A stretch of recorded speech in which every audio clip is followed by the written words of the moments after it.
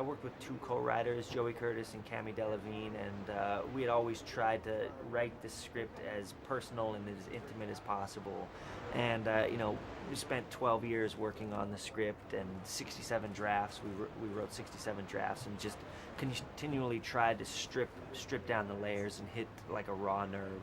And I wanted to put characters up on screen that were that didn't betray an audience. You know what I mean? Characters that you could relate to, characters that weren't just fantasy versions of people. Yeah, I feel so oftentimes if you go to a film, you see people up on the screen who don't represent you. Do you know what I mean? That who live lives that you're never gonna live. And I wanted to tell a story about people who lived lives that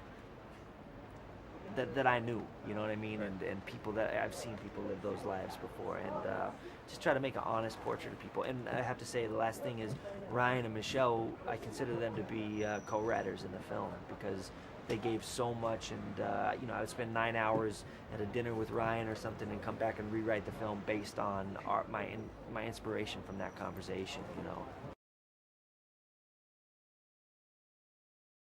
One of the dilemmas that both characters face in this movie is the difficulty of being individuals at one point in their life and becoming, be one, and becoming two people coming together and becoming one. And what happens when one person changes at a different rate, and one person's dreams are different than another person's dreams. And all that attraction and chemistry that might be there at the beginning is still there later on, but the people get squashed somehow. I've seen so many relationships and had relationships in my life where it felt like I wasn't myself later on. You know what I mean? And I missed who I was. You know what I mean? Yeah. And I think that's what happens in this movie for both characters. I don't think they are who they used to be. You know what I mean? And I think they need to. That's one of the struggles of the film, is to find themselves again together. And that's the to me that's the challenge of a relationship.